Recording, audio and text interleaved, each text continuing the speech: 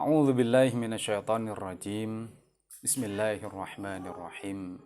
Alhamdulillahi rabbil alamin wa bihi nasta'inu ala umurid dunya waddin. Assalatu wassalamu ala nabiyyina Muhammadin sallallahu alaihi wasallam wa ala alihi wa ashabihi wa man tabi'ahum bi ihsanin ila yaumiddin. Amin ya rabbal alamin. Assalamualaikum rekan-rekan sekalian yang berbahagia. Alhamdulillah kita bersyukur kepada Allah. Di kesempatan yang sangat berbahagia ini kita masih diberi kesehatan dan kesempatan oleh Allah Subhanahu wa taala sehingga kita bisa meneruskan kajian ringan kita seputar tafsir, seputar Quran, hadis dan tema keislaman secara umum ya. Masih kita membahas tentang tongkatnya Nabi Musa itu ya, apakah memang benar-benar menjadi ular? Kita akan telisik melalui ayat-ayat Al-Quran dan juga dari kamus-kamus Arab yang biasa dipakai oleh para mufassir, yaitu Lisanul Arab, seperti Lisanul Arab dan Al-Mufradat fi Gharib Al-Quran. Nah,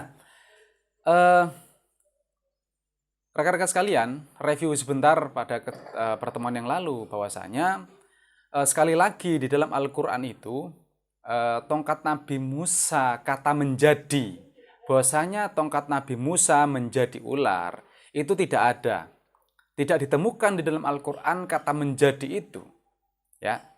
Kata menjadi itu hanyalah terjemahan atau tafsir dari yang menerjemahkan Al-Quran ya. Jadi tongkat Nabi Musa menjadi ular. Nah, kata menjadinya itu sekali lagi saya ingin menegaskan di sini bahwasanya kata menjadinya itu tidak ada. Ya.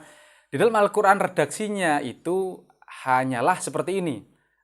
Fa idza hiya hayyatun tas'a, maka pada saat itu tongkat Nabi Musa adalah hayyah tas'a.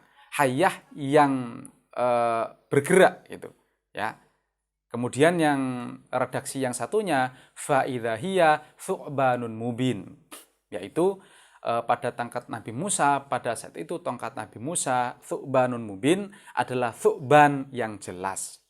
Ingat yang lalu hayyah itu dari kata hayyun ya, dari kata hayyun atau al-hayah seakar dengan itu, arti asalnya adalah yang hidup ya, yang hidup. Sedangkan thu'ban, jadi thu'ban mubin, kata thu'ban dari kata tha'aba, ya as-sa'ab, itu arti asalnya adalah mengalir. Ya, kemarin sudah kita ceritakan bahwasanya yang mengalir itu tidak mesti ular, dan yang hayyah itu yang hidup juga tidak mesti ular. Ya kan? Jadi titik tekan yang ingin saya sampaikan di sini adalah bahwasanya kata menjadinya itu tidak ada di dalam Al-Quran itu hanya terjemahan saja ya. Dia bukan jumlah, sekali lagi bukan jumlah fi'liyah atau bukan kalimat verbal, tapi dia adalah jumlah ismiyah atau kalimat nominal kalau kita belajar bahasa Inggris. Tidak ada kata kerjanya. Fa idza hiya thu'banun mubin, fa idza hiya hayyatun tas'a. Pada saat itu tongkat Nabi Musa adalah hayyah yang bergerak ya. Pada saat itu tongkat Nabi Musa adalah thu'ban yang jelas. Nah, rekan-rekan sekalian, sebenarnya terjemah ular itu dari mana sebenarnya ya? Kok ada penulis atau ulama ya atau ilmuwan tafsir itu menerjemahkan, ada yang menerjemahkan ujuk-ujuk diterjemahkan menjadi ular. Itu sebenarnya dari mana ya? Maka di sini sudah saya siapkan catatannya ya. Saya mencoba membaca kata hayyah dan thu'ban itu di dalam Lisanul Arab dan Al-Mufradat fi Gharib Al-Quran. Mari kita lihat bersama ya. Dari mana asalnya pihak yang menerjemahkan hayyah dan thu'ban itu adalah ular ya. Oke, yang pertama ini menurut Ar-Raghib Al-Asfahani di dalam Ar-Raghib Al-Asfahani di dalam Al-Mufradat fi Gharib Al-Quran ya. Dikatakan di situ bahwasanya kata thu'ban itu diambil bisa jadi ya. Ini menurut pendapat Hawas, ini adalah pendapat, hati-hati. Ya. Sekali lagi faktanya, fact of evidence ya. Faktanya itu ya Al-Qur'annya ya. Kata menjadinya itu kita harus waspadai antara fakta dengan opini. Ya, antara data, sumber data dengan pendapat. Ini harus bedakan. Ya, kalau kita mendengar, kalau kita membaca, itu ada dua pasti. Ada yang fakta-fakta, ada yang pendapat-pendapat. Penulisnya atau ulamanya itu, ya. Nah, menurut Ar-Raghib Al-Asfahani, ya, ini dikatakan bahwasanya boleh saja thu'ban itu diambil dari kata sa'abtu al-ma'a fansa'abah. Sa'abtu al-ma'a fansa'abah. Aku mengalirkan air, fansa'abah, maka air itu menjadi mengalir, kata dia. Ya, ai fajartuhu wa asaltuhu fasalah. Salah itu mengalir. Jadi thu'ban di situ artinya adalah mengalir, ya. Yakni aku menuangkan air, fa asaltuhu fasalah, maka air itu menjadi mengalir. Ya. Jadi itu menurut Ar-Raghib Al-Asfahani di dalam Al-Mufradat fi Ghurab Al-Qur'an. Oke, sekarang yang kedua, kita mengutip di dalam Lisanul Arab, ya. Kamus yang biasa digunakan mufassir itu, ya. Nah, ini asal dari diterjemahkan ujuk-ujuk diterjemah ular. Di sini ada, ya, disebutkan di situ Athuban adalah ular yang gemuk dan panjang. Ya, diceritakan di lisanul Arab itu bahwasanya Athuban itu adalah ular gemuk yang panjang, katanya. Ya, kata ini khusus untuk ular jantan. Ya, ditemukan memang penjelasan seperti itu di dalam lisanul Arab. Tapi ingat, ini adalah pendapat, ya kan? Oke, kita lanjutkan dulu. Lah, menurut satu pendapat, setiap hayyah adalah thu'ban. Ya, ini jelas di sini. Menurut satu pendapat, setiap hayyah adalah thu'ban. Jadi, thu'ban itu adalah lingkup besarnya, ya, lingkup besarnya atau himpunan semestanya. Lah, anggota-anggotanya itu adalah hayyah. Jadi hayyah itu, setiap hayyah adalah pasti thu'ban. Tetapi setiap thu'ban tidak mesti hayyah. Ya, ada hayyah-hayyah yang lain, menamai ular-ular yang lain itu ada. Misalkan orang Arab itu tidak hanya menamai thu'ban dan hayyah, diterjemah ular. Tapi nanti ada satu lagi yang juga diterjemah menjadi ular, adalah jan. Jan itu juga orang Arab, ular juga itu. Jadi gimana bedanya itu?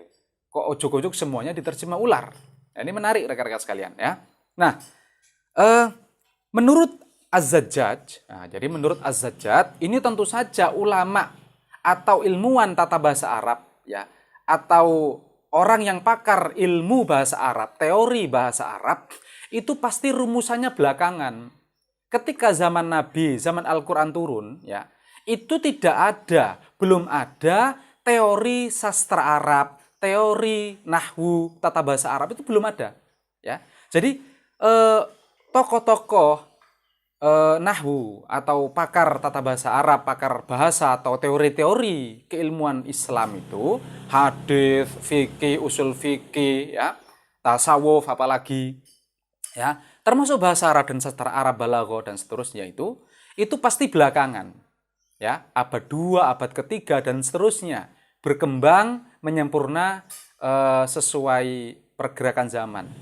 Ketika Al-Quran turun, ketika Nabi Muhammad itu ada, jadi teori-teori ulumul Quran, ulumul hadis itu tidak ada secara teori, ya. Lah, secara praktek bisa jadi. Mereka itu gini, teori itu dirumuskan itu kan berdasarkan fakta-fakta.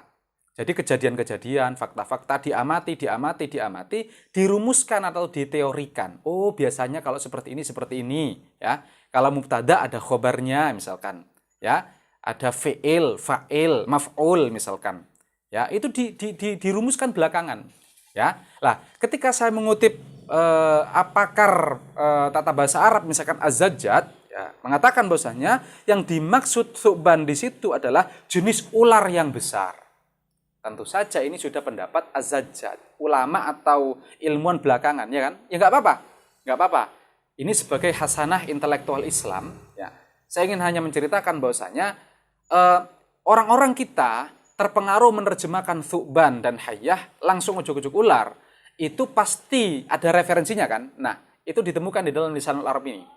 Ya, menurut Az-Zajjaj, ya, dan pendapat-pendapat yang lain, itu adalah ular yang besar, atau su'ban itu setiap hayyah pastilah su'ban dan seterusnya, itu adalah pendapat-pendapat penulisnya. Ya kan? Sekali lagi di dalam Al-Qur'annya sendiri kata menjadinya itu tidak ada. Ya. Itu bukan kalimat verbal, tidak ada kata kerjanya tasiru misalkan, sorot misalkan, hiya sorot hayyatan tas'a misalkan, tidak ada. Ya. Kata menjadinya enggak ada. Oke. Kemudian rekan-rekan sekalian itu dua pendapat sudah ya. Yang kemudian yang ketiga, ular besar, tapi di tempat lain juga disebut jan. Jan itu menurut orang-orang Arab disebut dengan ular kecil katanya, ya. Nah, terus disebutkan di sini bentuk fisik kenapa kok itu disebut thuban? Iya, katanya bentuknya itu besar memang, tapi pergerakannya itu seperti ular kecil. Jadi ular kecil itu kan cepat, ya, merayap cepat. Kalau kecil itu kan biasanya lincah itu. Tapi kalau besar itu kalem kan. Kalau sampean tahu ular anaconda atau ular piton misalkan, ya, itu kan kalem. Kalem tapi dia melilit, ya, membunuh mangsanya itu dengan melilit. Kalem. Tapi coba ular yang kecil itu, ya, ular kobra atau ular hijau, ular derik, itu kan cepat geraknya, ya. Nah, menurut pendapat ini disebut thuban itu bentuknya besar, tapi gerakannya itu seperti jan, seperti ular kecil katanya. Oke ya. Nah, yang kemudian rekan-rekan sekalian, di sini ulama bahasa sudah berbeda tentu saja, ya kan? Sudah berbeda-beda ulama itu. Ada yang mengatakan ular besar, tapi gerakannya seperti ular kecil, ya. Ada yang mengatakan setiap hayya adalah thuban gitu ya. Bahwasanya kalau sudah thuban belum tentu hayya. Artinya thuban itu lingkup besarnya, lingkup kecilnya tuh ada hayya, ada A, B, C, D dan seterusnya. Ya. Di sini ulama sudah berbeda-beda pendapat. Ingat, rumusan ilmu bahasa, pakar bahasa Arab sudah berbeda-beda pendapat mengartikan thuban, hayya dan jan. Ya.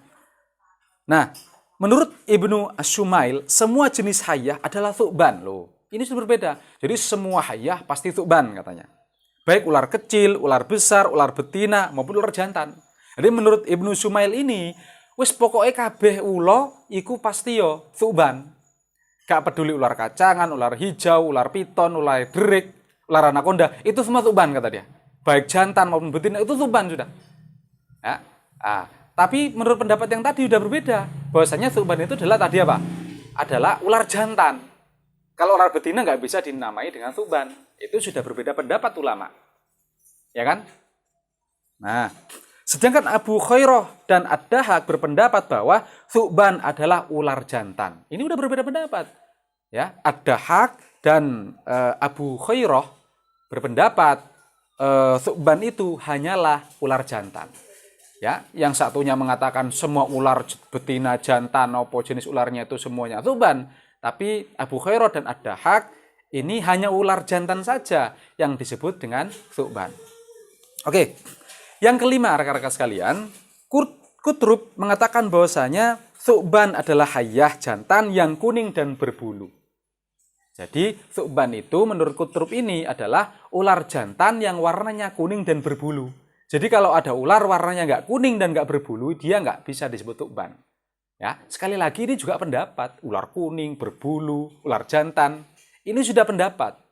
Kenapa? Sekali lagi Al-Qur'annya tidak mendeskripsikan itu. Tidak ada dalam Al-Qur'annya. Ya, hanya disebut thuban tadi. Kita lanjut dulu rekan-rekan sekalian. Nah, menurut Asy-Syamir, thuban yang dari hayyah jenis ular, yaitu ular gemuk yang besar, merah, pemburu tikus. Ini udah beda lagi. Ya, ulama yang tadi mengatakan ularnya warna kuning, berbulu. Ya, jantan. Nah, ini ular yang merah, ya, yang besar. Nah, ini udah berbeda pendapat, ya.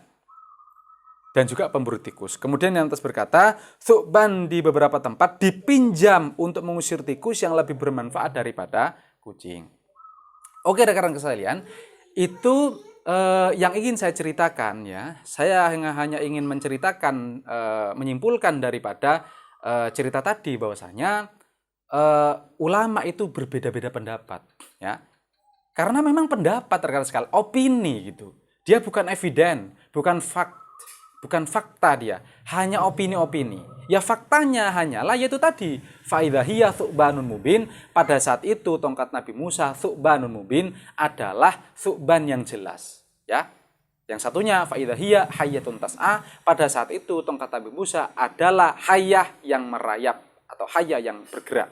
Ingat, hayyah sekali lagi itu berarti artinya hidup. Ya, kalau letter leknya kita boleh mengartikan pada saat itu tongkat Nabi Musa adalah hidup. Pada saat itu tongkat Nabi Musa thu'banun mubin, yaitu mengalir dengan jelas. Mengalir dengan jelas. Nah, kita nanti akan melihat ini juga, ya, kita komparasikan dengan Al-Quran yang lain sebelum kita mengambil kesimpulan secara komprehensif.